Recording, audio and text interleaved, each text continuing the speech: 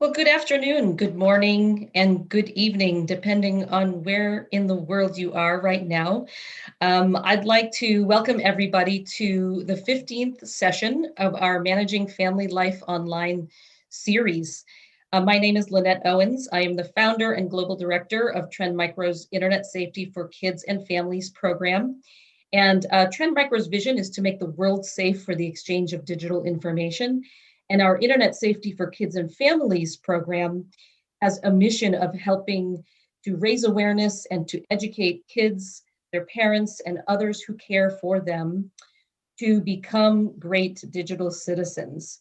So we began this webinar series last April when we could no longer do the work we were doing in communities in over 20 countries, face to face with students and parents. And unfortunately, a pandemic interrupted that work, but we're very grateful for technology that has allowed us to continue this work. We're also really grateful for the experts who have joined us on this journey and in this series, and most especially for our guest today, Dr. Megan Ranney. Dr. Megan Ranney.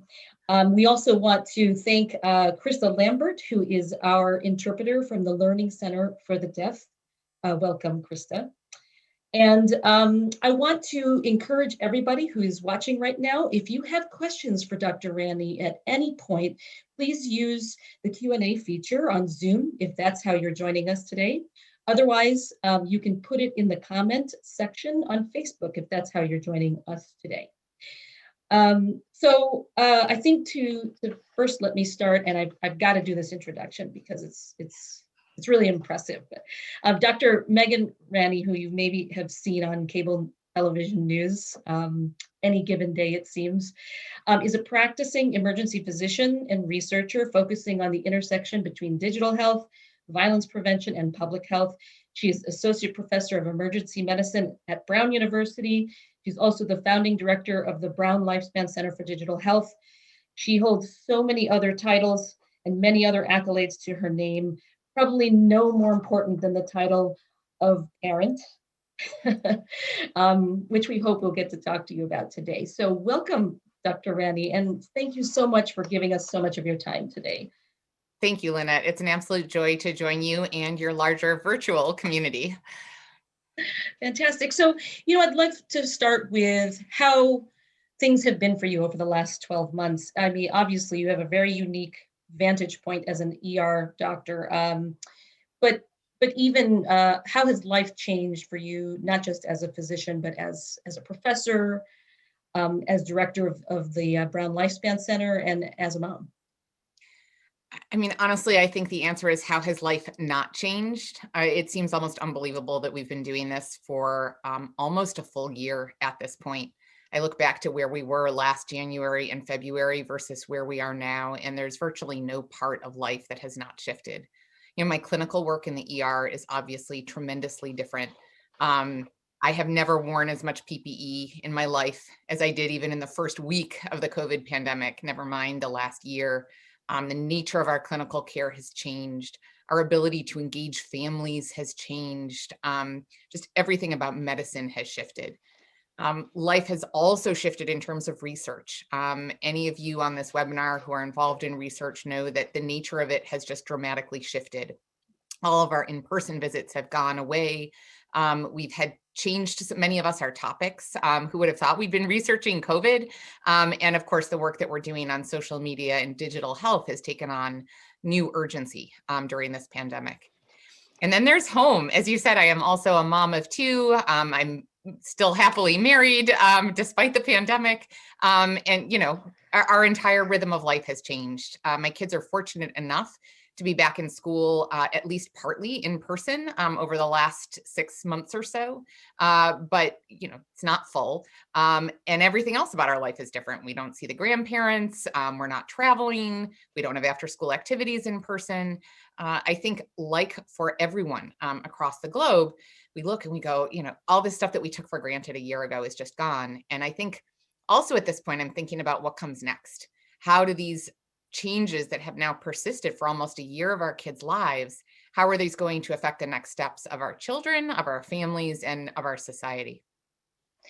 I think that's a really great question that every single one of us should spend some time over the course of this year, because we do hope to see the other side, the beginnings of the other side of the pandemic at some point in 2021. Although I am convinced that there are moments where I'm wondering if we ever really turn the corner on the year. But I think we could all make a New Year's resolution to ask ourselves that very question: what now once we're on the other side? So I want to focus a little bit on your work as a physician, Mhm. and specifically on the topic that we wanted to cover today. So I think it would be really interesting to hear about either a specific instance where you were treating a COVID-19 patient, or through any other forum where you first were met with misinformation about the virus, the illness, the treatment. Can you talk a little bit about the first time you were faced with that? I mean, honestly, Lynette, I think that the misinformation started as soon as this virus was discovered. I remember, we had one of the very early identified cases of COVID-19 here in Rhode Island. Our first case was identified and admitted to the intensive care unit in late February of last year. And almost immediately, we saw this kind of on the one hand, this absolute hysteria about COVID, and on the other hand, a denial about it. And really kind of by the late days of February, early days of March, that was part of the online communities that I'm part of, as well as discussions among healthcare staff, among educators, and honestly among physicians and public health researchers too. There was this intense debate about how bad was it going to be? How did it spread? Should we take it seriously? So it started back then. It got more acute once we got through the spring, though. I think those early months, I live in the Northeast. We were part of that first horrible wave, certainly not as bad as New York City experienced, but really threatened to overwhelm our hospitals. Everyone stayed home. Everyone took it seriously. We all kind of, by the time we got to April, accepted that this was a really bad disease. But once things started to open up again, that's when I started to see a lot more kind of blatant disregard of the facts about COVID and more aggressive pushback around public health measures. Again, it had been there since the beginning, but at the early stages, I didn't have to argue with patients to keep their masks on. I didn't have to argue with friends and family members about the reality of the virus. But once that kind of little bit of fatigue and some of the popular media misinformation messages started to seep in, it became much more challenging and much more noticeable on a daily basis. Well, that certainly doesn't make your job any easier when you're trying to do the right thing by the person who's sitting right there in front of you. I know you're also very active on social media, and I think you're doing the community a great service with all of the communication that you're trying to share real time. Sometimes when you're just out of the ER shift that you're doing, I've seen you do that from your car. So specific to the online spaces, when did you start to notice misinformation about COVID happening there? Yeah, again, I would say that I really did see it kind of in those very first weeks. Part of the challenge, of course, was that it was difficult at that point to fully identify what was misinformation versus not, because there was so little that we knew. If you remember, we were told early on, oh, this virus isn't spread through human to human contact. And then it was, well, it's only spread through droplets. And then, you're right, so stuff kept changing. And so part of it is that we weren't even sure what the truth was in those very early days. But I'll say that the misinformation became more and more prevalent as the spring went on and really reached a fever pitch around kind of May and June, as many states across the country were debating those reopening plans. The last month or two has also been particularly painful. There has been a greater percentage of bots. There's been a greater degree of hatred, and a greater degree of bullying and kind of just sheer meanness on the part of folks on social media, which the misinformation was there early, but that kind of level of hatred was not. So people taking sides of the misinformation are the battle, where the battle lines hard That's drive. exactly. So taking sides on the misinformation, trying to play kind of gotcha, purposefully posting things that are tremendously inflammatory in order to bring others into debate. And then the level of insults. A number of physicians, some of my colleagues actually just published a paper looking at bullying, hatred, death threats against physicians who are active on social media. And almost all of us have stories. Many of us have numerous stories about receiving really kind of specific and either insults, hate language, or more specific, kind of even scarier, some threats. And I think that's what's been really troubling about this pandemic and civility in general. And that is, I mean, it was already at risk. It was already pretty fragile before the pandemic. And now this has just given more fuel to the fire. I think the question is, and you mentioned bots, and sort of just instigators, maybe people stirring things up. I mean, how do you see, how do you, who do you think should solve this problem? I mean, is it just each of us individually stepping back and saying it's my responsibility to just stop and listen, and even if I don't agree, I just don't agree, but I don't necessarily have to throw something at you because I disagree? Or is it the job of the platforms? Is it the job of the politicians to come up with legislation against it? What's your thoughts on the answer to that? So I really think it's a combination. So I'm going to kind of take a step back and put on my public health researcher hat, which is that there is virtually no public health problem that you can fix through a single intervention. Right there, it's just there's always going to be a series of things. When I look at how we reduced car crash deaths in this country, it's not by banning cars, it's by putting in seatbelts, by having graduated driver's licensing, by teaching people that drunk driving was not safe, by now talking about texting and driving, and maybe even putting a program on your phone so that you can't text and drive, right? There's a series of things that we've had to do there. Similarly, I think about the work that I'm doing at my Center for Digital Health around cyberbullying and what we teach kids and how we intervene with them. And there's the individual level stuff where we teach kids to not respond and not take the bait. We teach them how to be resilient. We teach them who to tell, how to block and mute if necessary, and how to record things that are truly hateful or destructive or threatening. At the same time, for cyberbullying, yes, we do pass some laws, and yes, we have school standards of conduct, right? And so there's a combination that I think is needed here as well.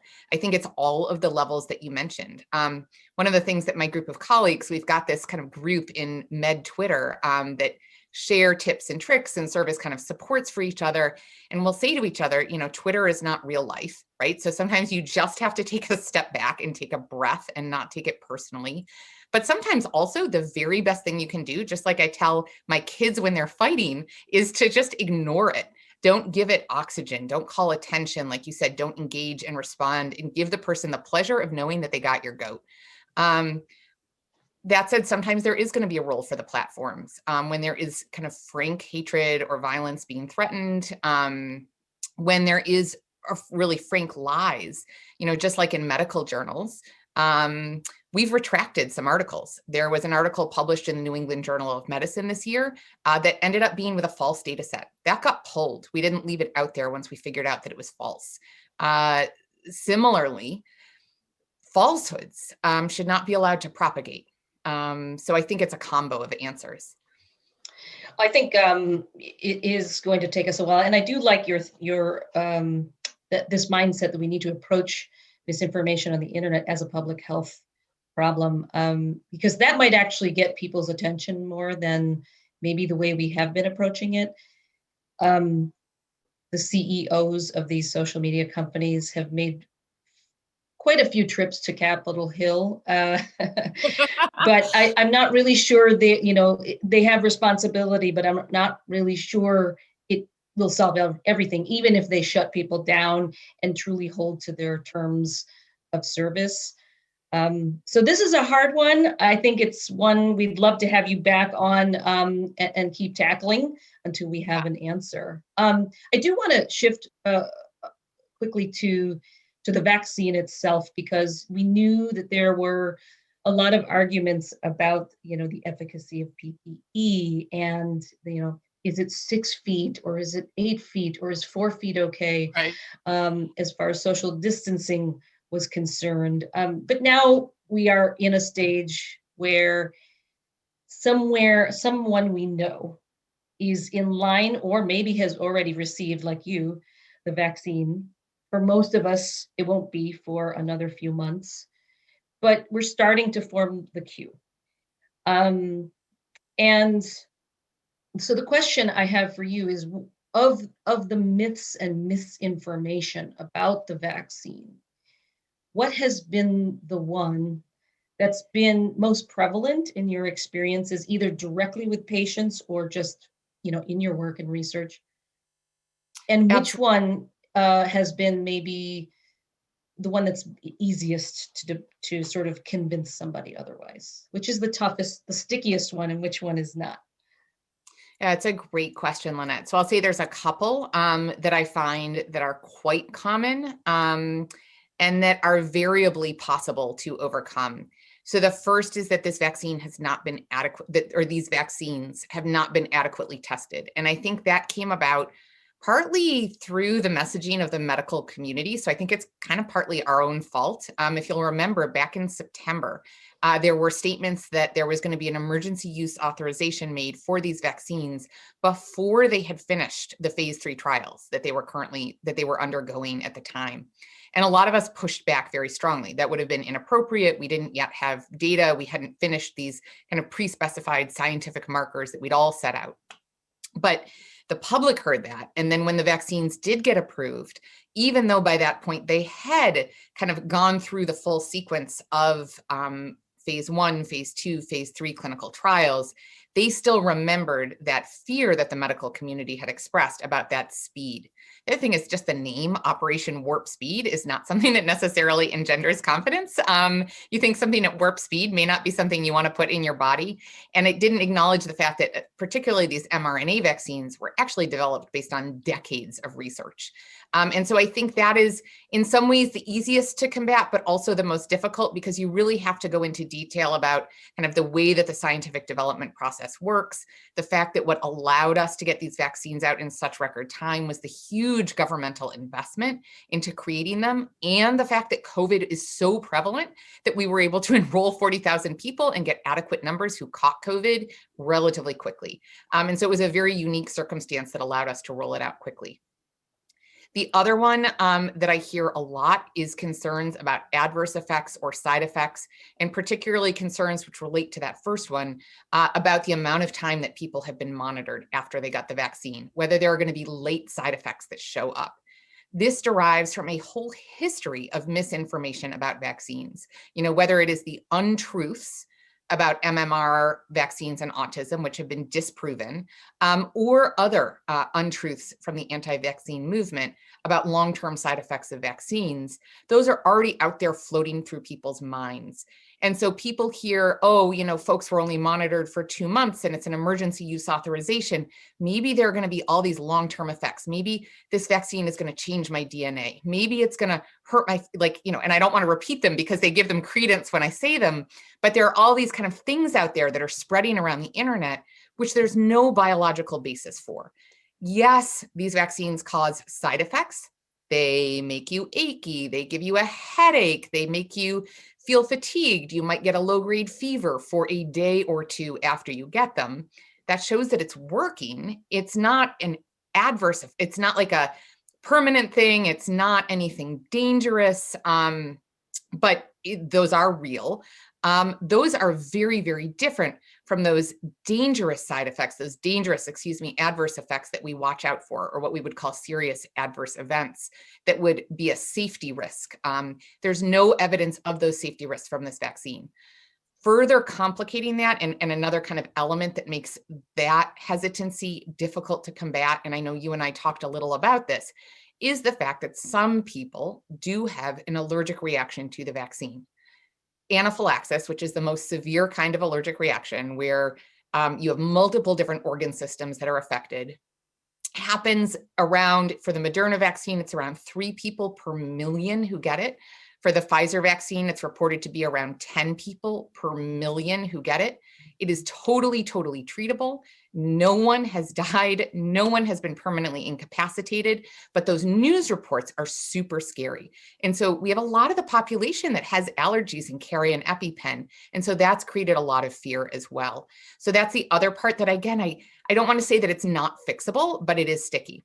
The third one that I will mention is very legitimate concerns around kind of the history of structural racism in medicine. And so concerns from Black and Brown communities about whether or not it is safe for them to take this vaccine, whether they are guinea pigs again, whether it's been adequately trialed with people like them.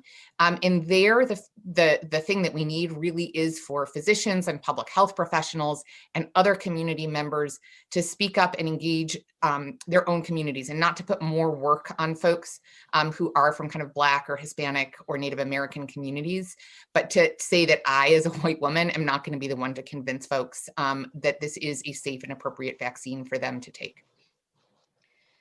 Well, and I think there's something about human nature that no matter how much we try, we can't change, and that is, it is somewhat understandable that there is hesitancy Mhm. and concerns of safety and efficacy.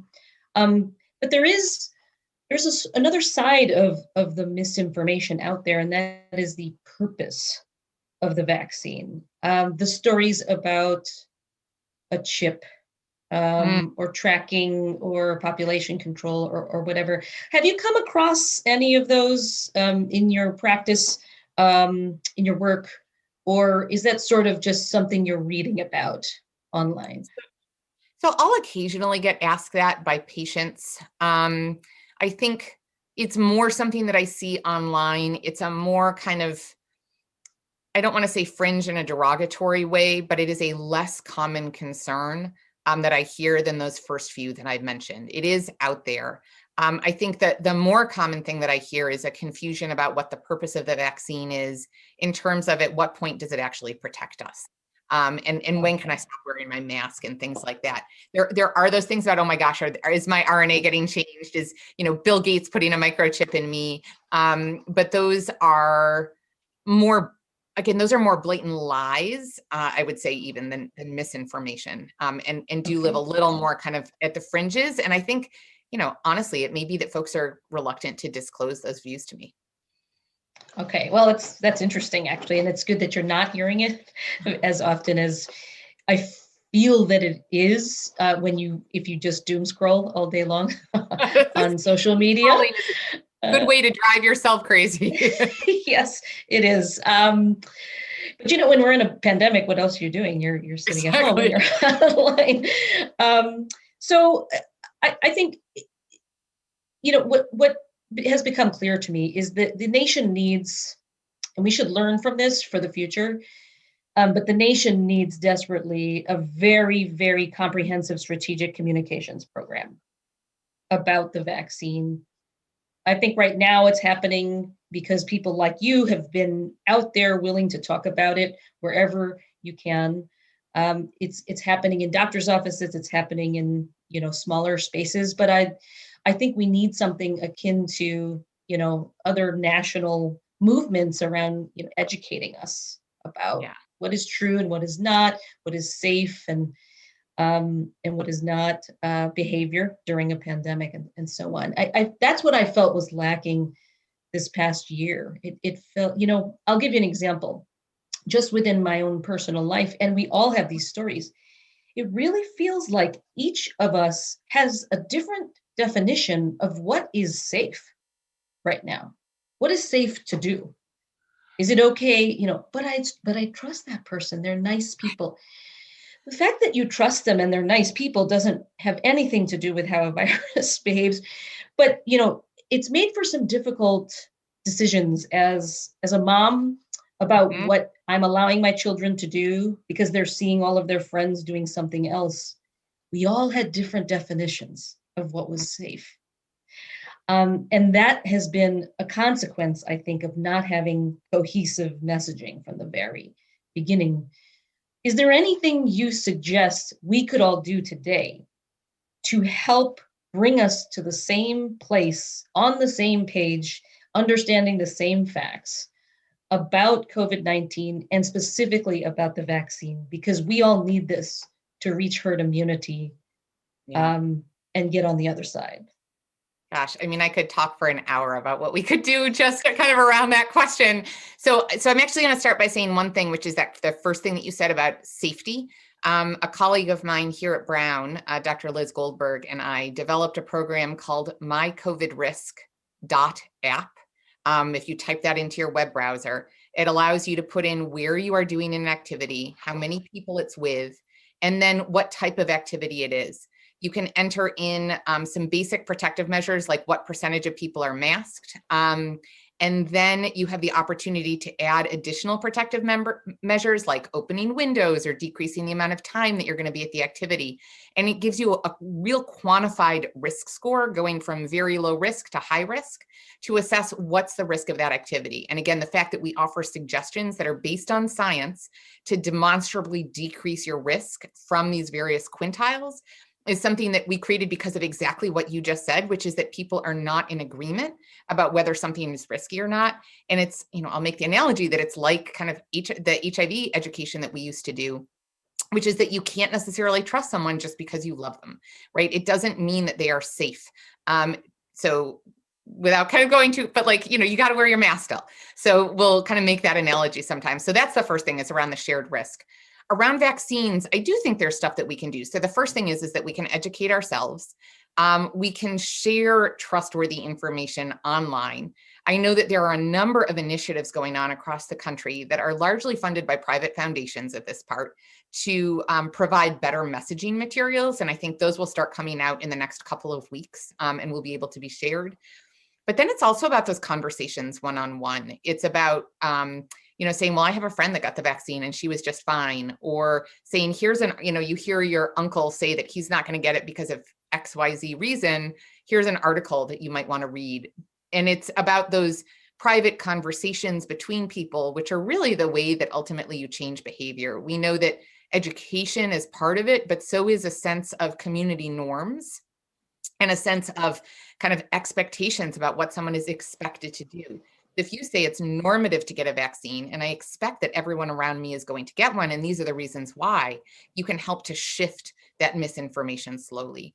I'm hopeful that the federal government is also going to come out with some better public messaging campaigns soon so that we can have a unified approach, but it still doesn't take away that community to community aspect, which will be so critical. And I think each of us can do, whether in our Facebook mom groups or our, parent teacher groups or, around the dinner table or the Zoom dinner table, as the case may be.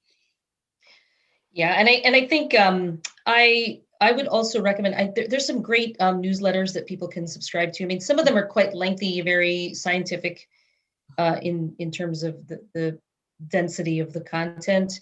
I don't know if there are any specific sites or resources you would recommend that might be a little shorter to take in, but are loaded with facts about how the vaccines actually work and what is mRNA. And it's really fascinating, but it takes time. Everybody has to commit to spending that time and learn about it. Are there any places that you would recommend people turn to? Well, absolutely. So our own Brown School of Public Health has some great resources up already on testing, and we'll be adding some resources on vaccines soon as well. They've done some nice literature reviews. Folks at Penn and at Harvard have also done some good work. Mayo Clinic has some good information up. In general, I go to trustworthy health or medical sites. And I actually think those are also helpful because one of the things we're also dealing with is political polarization. And so although the New York Times has some stellar explanatory resources, graphics, et cetera, that I would recommend for folks to use themselves, I recognize that for some people, just a link from the New York Times by itself may kind of make them not trust it. And so I love using the medical websites when I'm trying to combat misinformation one-on-one, because it's difficult to accuse those of having a political slant. I wouldn't say that the New York Times has a political slant, but I know that it has that reputation. Absolutely. Yeah, absolutely. So I think I'd like to just ask our audience, if you do have questions, please go ahead and submit them in the Q&A at any time. I'd like to bring up a couple of questions here that have been submitted, going back to your our conversation around the way people are treating each other around bullying, specifically with regard to the vaccine and COVID-19. The question is, do you feel the bullying is both sides of the issue, or just kind of lopsided, one-sided? Uh, right now, I honestly feel like it's a little bit of both sides. I think we're seeing our country and the world really split into these very polarized camps, whether it's vaccines or schools. Nuance has been lost. And so I'm seeing it a bit, honestly, from both sides at this point. Vaccines, there's a very clear answer for a lot of these debates, which is that, yes, it is safe for virtually everybody. Yes, it has been adequately tested. Yes, it is. If you are age kind of 16 plus, you are potentially eligible for kind of one vaccine and 18 plus for the other, right? There are some very clear facts there, which make it easier. But I am seeing it a bit from both sides across kind of the larger COVID debate, which again, I think has been facilitated over the last year by the lack of a standard source. Our CDC is typically that ultimate arbiter of truth, and they kind of fell down a little on the job this last year. I unfortunately that is the case, and so hopefully in the coming year they will rebuild the reputation and trustworthiness. And I think once we start seeing, like now we're seeing rates going down, hospitalization numbers starting to go down, we're sort of anxiously hopeful that trend will continue, that whatever it is we're doing is working. We just got to keep doing it and holding it. I mean, everybody, we've been doing this for so long. Don't stop now. Let's get to the other side. We're almost there. But it is exhausting, Lynette. I will say I do want to acknowledge that it is absolutely exhausting as a parent, as someone who works out of the home, as a daughter. For my parents' sake, it's exhausting. I get that. We want to be on the other side. I've had people text me being like, can't we just XYZ? And I'm like, now is not the time. We're so close. But I also get that it's human nature. We're fatigued. It's difficult to keep on. And so it's where I say there really is hope. It's a couple more months. I think that most American adults will have the chance to get vaccinated it feels so far away, but really by the time we get to summer, I think that most of us will have had the chance to be vaccinated. Let's hope. I'm hoping for sure. We have another question here. How do you determine if a vaccine actually might be comprised of something that a person is allergic to? Is there a way to proactively know this? Yeah, it's a great question. So there are certainly a lot of vaccines that exist out there that have ingredients that people are allergic to. Eggs are one classic example that many vaccines are kind of made in eggs or in an egg medium. The new mRNA vaccines contain none of those typical allergens. The thing that we think that people are reacting to in it is the PEG, the polyethylated glycol, that is a stabilizer ingredient for the mRNA, is what we think that people are reacting to as an allergen. And so that's really the only hard contraindication that we're giving right now to getting the first vaccine.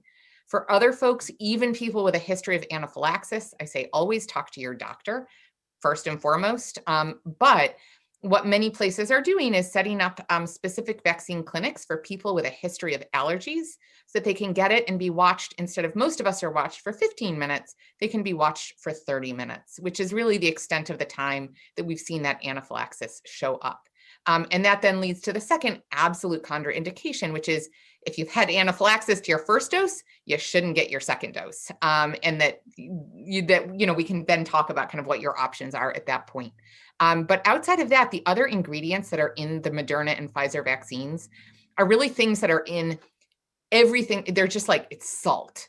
They're these fatty lipids, which are, in just about everything that we eat. So the rest of them are not things that are at all typical allergens.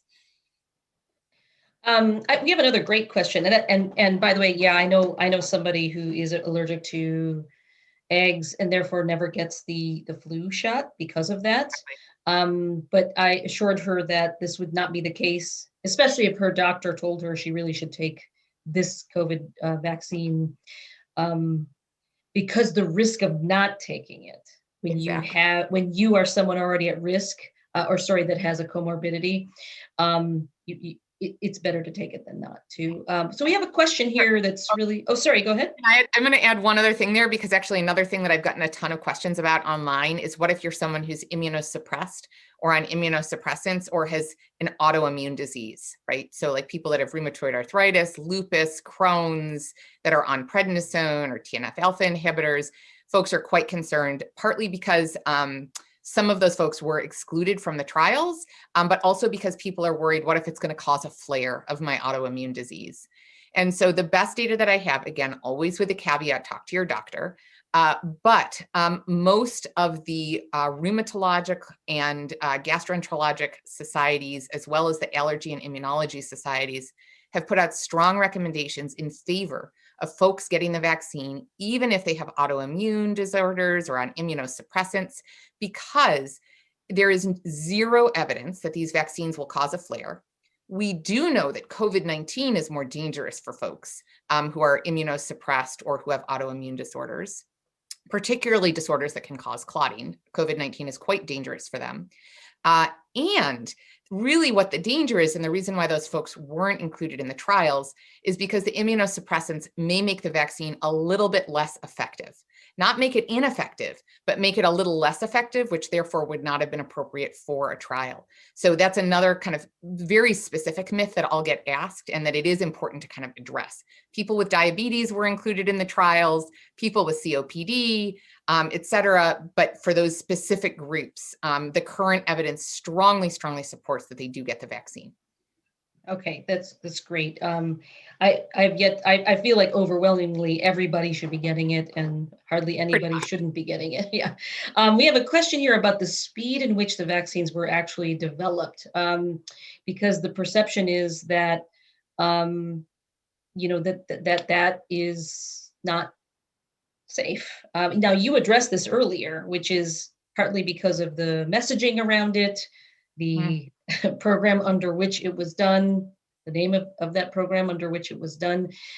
But the reality is, it was done based on years of research that had been done previously. And that is why we were almost fortunate in that sense, right? That That's all of those years of research actually helped us to get to the place that we are today. So what is it, because it's the mRNA? What is it that sped it up? It is the mRNA. Yeah, so it's a couple things. So one is, traditionally, Lynette, there's just not a lot of money to develop vaccines. Like, it's not something that gets funded a lot. It's a orphan of federal funding, just as much as research on firearm injury prevention. So there had been people that had been trying to make mRNA vaccines for years, had done a lot of the basic research, but to get the funding to bring it through that phase 1 to phase 2 to phase 3 was very challenging. There are existing vaccines for a lot of the common childhood illnesses that we vaccinate against. So there wasn't really the pharmaceutical imperative to do it, to invest this large amount of money. And then, it had been tried for like Ebola, there was never kind of the uptake there. So part of it was that all this basic research had been done, and they just hadn't been able to kind of get it up over the hump of doing the full stage human trials yet. So we were very lucky that that already existed. Then the fact that they could create the COVID spike protein, or the mRNA for that, in a way that worked for the COVID, for the vaccine, was a little bit lucky, a little bit happenstance, but was also, again, the hard work of all of these scientists. But it really was the fact that the funding was there, which is, I think, an important larger lesson about science and public health, is that just as with business, it's really tough to do stellar work if there's not funding behind it. Good science takes time and takes money, because it takes staff and equipment and statistical power and computers, and all those things cost real dollars. And so the billions and billions of dollars that not just the United States government, but also other governments across the world sunk into this race to create vaccines, that's what paid off here. Great. Yeah. And yes, so a lot of times money's the answer, right? Money's also the problem. Yes, also And money true. is the answer. Yes. And honestly, like Lynette, if we hadn't done all this research on the mRNA vaccines, well, there's the adenovirus vaccines, which we're waiting to get, or kind of the ones that use the adenovirus shell, we're waiting to get those approved here in the United States. So there are other ways that the vaccines could be rolled out, but for this virus, that mRNA vaccine was just the perfect, it was like the solution that was waiting for the right virus, and it was that perfect storm that allowed us to get it out a little more quickly. And this one I know has crossed your mind because you are a mother and treating COVID patients. But I had read that many of the trials did not include anyone under the age of 12. Is that correct? That is correct. And the ongoing, there's going to be some starting of trials that include age 5 and up, but correct. Okay, so I think most kids who don't have any comorbidities, no reasons to be moved up in the queue, are not going to be vaccinated until phase 3. It's called phase 3 in my state of Massachusetts, but it's the later stages. So there are parents out there expressing concerns for their children, and when they are vaccinated. What message do you have for them when it comes time to have them vaccinated? Yeah, well, so the first thing is that we really haven't seen the data yet. So it's tough for me to give a definite message. I am at heart a scientist. And so I haven't seen the data on 12 to 16-year-olds yet. You know, the Moderna trials are just doing those enrollments now. I think that we'll see that out. Both Moderna and Pfizer are predicting that we'll see results within the next few months for those age 12 to 16 age groups. I will say that as a mom of a 12-year-old, the day that it's approved, goes through that very, very rigorous FDA approval process that has multiple different committees of independent scientists looking at the data. It's not just one group, there's a bunch of them. They have no financial incentive to approve it.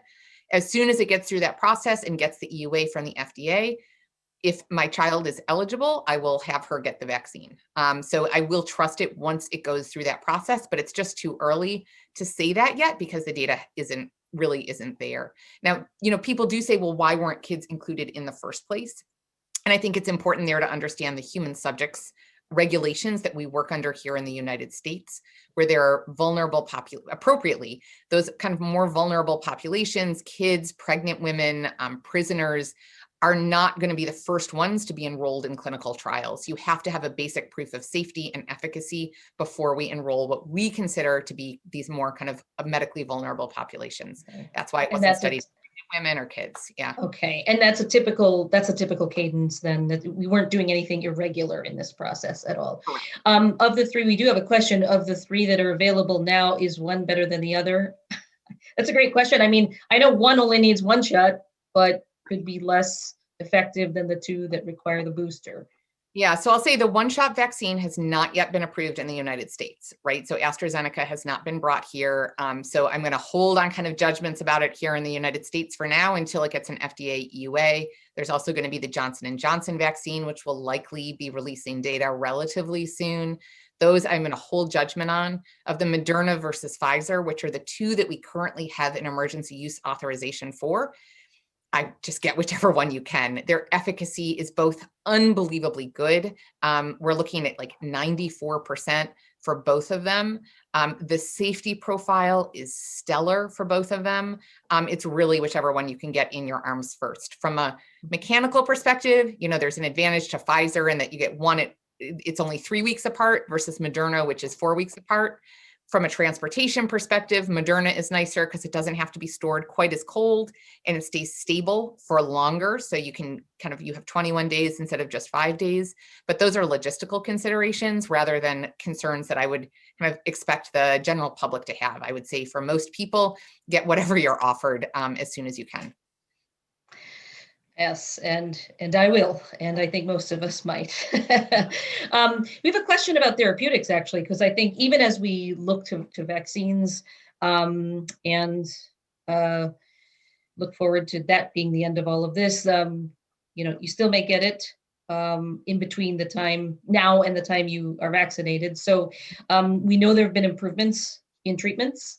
Are there any on the way that that are new? Anything that looks promising? I guess there's a nasal spray that could be a prophylactic of some kind.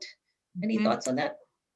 There's the nasal spray. There's also colchicine, which both sound potentially promising, but too early to say. I think we've seen over the last year enough kind of concerns about trumpeting something as the great miracle cure before we have the data. So those are both promising. There's also some new data coming out about the monoclonal antibodies, which are these kind of machine manufactured antibodies, which are the things that help your body kind of identify and latch onto the virus and fight it off.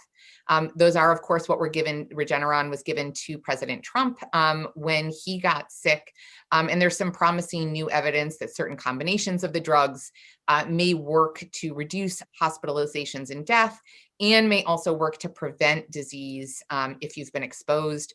Those are preliminary still, but at this point with the emergency use authorization, the monoclonal antibodies are kind of one of the few, that and dexamethasone are really the two things that I would use for patients who are high risk, either first when they first get infected or when they first get hospitalized. So there's some promising stuff out there, but I will say for now, the best thing remains those same very basic, very boring things that I've been saying over and over, which is mask, avoid indoor gatherings with people that are not part of your household unless you're masked and you have some ventilation. Make sure that you're getting tested. Try to avoid travel. The hand washing, those basic preventive measures remain our best option at this point. And actually, Fantastic. one thing that I'll say there is that even with these new variants too, and I've gotten a lot of questions about the new variants and whether the Yeah. vaccine will work, and it's still the same basic stuff. The vaccines look like they're going to work, and if you mask and maintain distance, it's going to protect you from all the variants. So it's still those basic rules. Fantastic. And we're going to take one more question here. And then if people have additional questions, we'll show you in a minute how you can reach out to us. And we'll try and help you get those answered with Dr. Rani's help. How do you counter general suspicion about medical authority? How do you counter someone who comes forward and declares themselves a medical authority when they really aren't? So there's certainly some kind of anti-expert sentiment, not just in the United States, but globally right now. I think a lot of that comes from fear, as well as, again, from a history of mistreatment or not being listened to. And so my first thing is honestly to listen and to hear why they mistrust me and to try to allay those fears, to try to address their often very real and valid, legitimate concerns. There are some folks out there, though, that are quacks. And some of them are physicians. So it's not just about folks that are kind of not in the medical field and claim to be medical experts. You know, we saw America's frontline doctors. There were some folks out there claiming some pretty out there stuff that's not supported by the medical literature. So we have to combat it within our own specialty as well. And I think of it in some ways the same way that I talked about dealing with bullies or cyber victimization, which is part of it is to ignore it. Part of it is to, when appropriate, really point out the absolute falsehoods, and then to provide the clear peer-reviewed literature. I'm not going to convince everybody. I've got family members, I'll be honest, who I'm not going to convince. But there's going to be 20% of the population that we're not going to get on board, but it's the other 80% of us. And we are seeing movement there. So if you'd asked folks a few months ago, only around a third of Americans said they were going to get vaccines. Today, the Kaiser Foundation released a survey that shows that approximately 50% of Americans now say they will definitely get vaccinated when they have the opportunity. And another 20 to 30% said they were going to consider it, which is just a huge movement. So although that medical misinformation is very much there, again, I think that our combination of education and empathy can help move the needle. I agree with you. And, I suppose this is one of those moments where I say, I'm not sure if we turned the corner on 2020 yet, when I don't know if you heard about Arnold Schwarzenegger's post about misinformation online. And I think somewhere in his long post saying that if you find that the circle of people you're trusting gets smaller and smaller and smaller as time goes on, then it's probably something about you and your belief system versus everybody else. Yep. And who knew? Because again, it was 2020. And anything can happen. And the voice of reason on media literacy is Arnold. Is Arnold. I just love. I Yeah, go ahead. Oh, no, no, no. I think I just want to say thank you so much for your time today. And my goodness, we were flooded with questions. We weren't able to get to everybody's questions. So what I'd love to do, Dr. Rennie, is actually we'd like to collate all these. And if you have time, and I don't know how you find the time, but if you were able to find time and just send over some quick answers to these, we will get answers. We'll put them probably up on our website for people to see Q&A that we didn't get to. Awesome. So I think, thank you so much. I think for everybody out there, we just want to remind everybody a couple of things. One of which is that Dr. Randy actually mentioned an app that she and those at the Center for Digital Health came up with called mycovidrisk.app. I have actually used this app. It's actually pretty cool. I assume y'all can see this right now. And you just go in there and you give it a lot of information, including, I guess, what activity you're about to engage in. So are you going to be indoors or outdoors? I think before that asks you about age and so on as well, what activity you're going to do. And at the end of this all, it spits out a level of risk, medium, high, low, I think is that right? The rating is. Yeah, it's like five quintiles. Yeah. Okay, fantastic. And I know we have a lot of attendees that are not based in the United States with us today. This is only available, I think it's based on, it's US fed by data. information here in the United States, correct? Right. That's So it would be great to see this, if you collaborating maybe with others across the world to create some really cool app like this. working on it. Stay tuned. Oh, fantastic. Fantastic. That's great to hear. And for everyone online, we are going to post the answers to questions we didn't get today, resources that Dr. Randy has actually provided to us on our website at internetsafety.trendmicro.com, along with many other resources you already find there. And finally, we invite you to join us for our next session, which will be in another 2 weeks, every 2 weeks. We'll actually be tackling the issue of representation and the impact in social media with Dr. Kimberly Moffitt. And we're actually trying to assemble a panel of people for that. I think it'll be a great conversation. Anyone who wishes to give feedback for today's session, when you close out of Zoom, if you are watching us on Zoom, we will actually launch a feedback form. So feel free to give us feedback for today. Leave your email address. You might win a copy of Trend Micro Maximum Security for up to protecting 5 devices in your home. So I think, again, thank you so much, Dr. Rennie, for joining us today. I cannot wait to meet you in person because actually we're not that far from each other someday, and having you back here with our community. I'd be honored to join you again. Thanks for having me. I wish we'd had more time. I will say there, kind of definitely send folks to the couple of tweet threads I've put together that contain links to other great folks who also have terrific information out there. And it's been a joy to join you. Thank you for inviting me. It's been an absolute pleasure. And stay safe, you all. You as well. Thank you so much. And good night and good morning and good evening. Good afternoon.